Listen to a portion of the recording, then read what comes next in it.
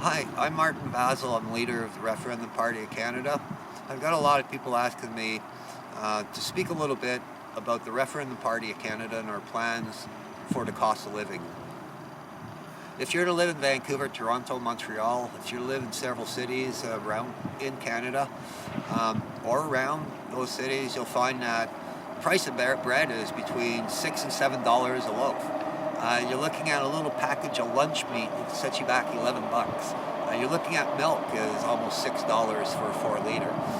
You're looking at necessities that feed your children. You're looking at necessities that feed yourself, and the price range, how much profit they make basically off this stuff.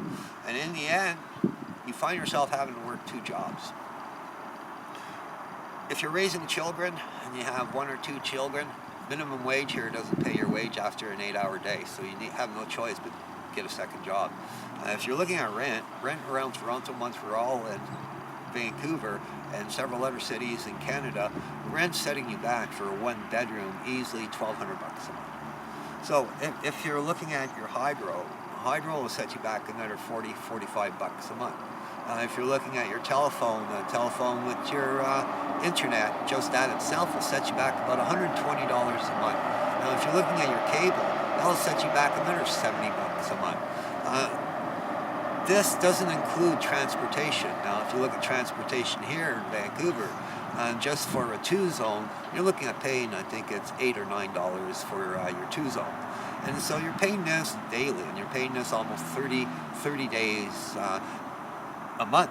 And if you look at the cost of 30 days a month, you're looking at $200 odd just for your travel expense, just for your bus fare. If you're looking at hydro, you're adding this to your bill. So now your bill is no longer $200 odd, becomes $250. If you add your phone and your internet, then your bill becomes $400. And then if you add your monthly bill for your groceries, you're looking at another $400 to $500 easily. And this doesn't include your rent. So if you're looking at the rent, your rent's $1,200. You add that. So on average, you have to pull in $3,000 a month. Minimum wage does not pay that. And government's well aware of that. They expect you to go to food banks. They expect you to, even though you pay taxes, that you keep the machine greased. They still want and expect you to go to food banks, they expect you to go to charities. If the government valued you, the first thing they do is they take control over shops like Value Village, and they'd be owned by the Canadian citizens, because all that $1 billion profit Value Village generates a year, it's all from free donations from Canadians. And who's buying that product? Canadians. So Canadians are buying the product, they're giving it to Value Village, and then Canadians are going to Value Village and they're again buying the product. If you look at regulations, it seems that the telephone company and the TV providers are greasing the hands of the politicians because they don't really allow competition to come in to Canada, which tells you that they're allowing these companies to do a vast market. Like fiber optics, you're paying more now because you're getting fiber optics. The problem with that is I'm a computer techie. My computer is not a fiber optic computer, and my computer runs off a phone line. The phone line goes to the modem that they call the receiver, whatever they want to call it, and my computer hooks up to it. So my experience has not changed since they put fiber optics in, unless they give me a fiber optic computer. But yet I'm paying more. And it's the same with the internet.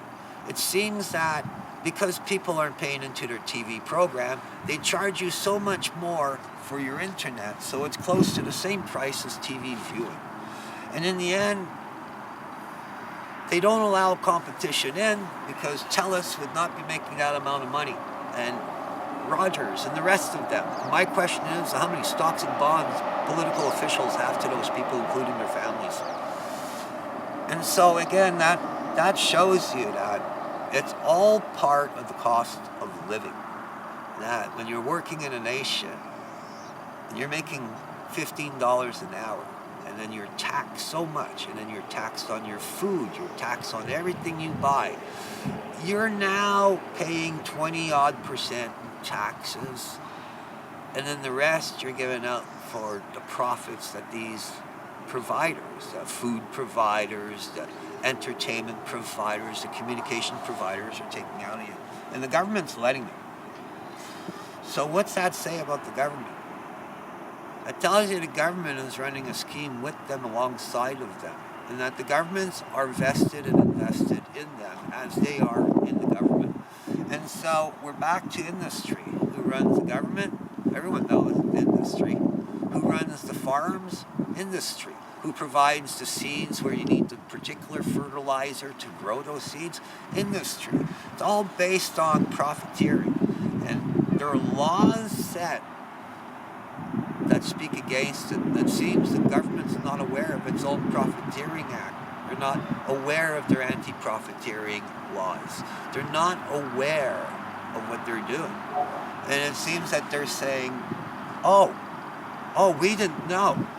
And in the end they did, because they're the ones benefiting from it. They're the ones getting all the investments into their pensions. They're the ones getting all the vacation homes. They're the ones who bought into the housing before it went skywards, man, to a point where a common Canadian working 30 years, 2 jobs, can't even afford a home. So in the end,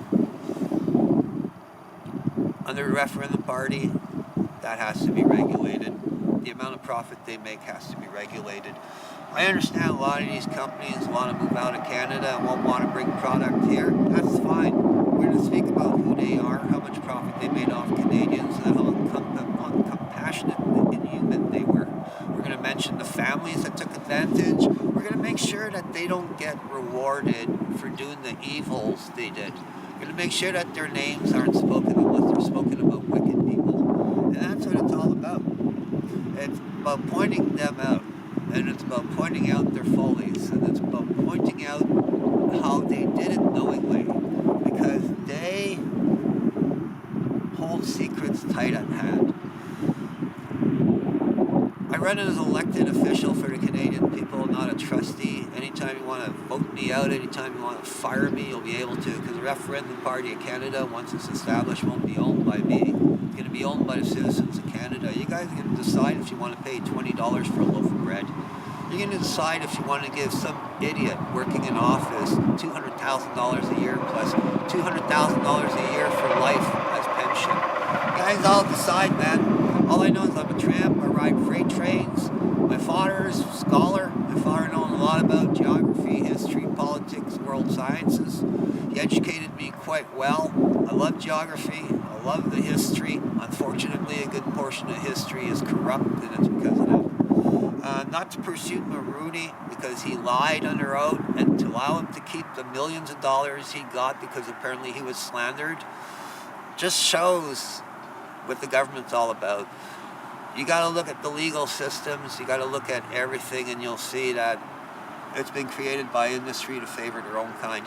You guys do the crime, you go to jail. They do, they don't. You guys manipulate the prices, you go to jail. They manipulate the market, they don't. So we're going to have to put an end to that one. Under Referendum Party of Canada, I want the books opened. I want all the secrets from Parliament exposed. I want to know what deals they did with who and why and what they got out of it. Same with the rest of the Canadians. They all want to know why they're spending a lot of money on food, why they're spending a lot of money on fuel. You know what fuel is all about? Fuel should have been reserved for the citizens of Canada to take them back and forth from work in public transit systems, so they didn't have to pay for it. Want to know why people are driving to work? Because they don't want to be disturbed by the cost of transit. It's cheaper to drive to work. And in the end, you have your governments to thank for it. Farmers should have received fuel. All the fuel that was extracted out of the grounds. Do you see them giving fuel discounts to farmers so they can go grow us our food and keep the price down? They don't even do that because they're not vested in it. They're vested in making sure that everybody pays top dollar for everything so they can collect taxes. My question is who benefits? Because obviously it's not the Canadian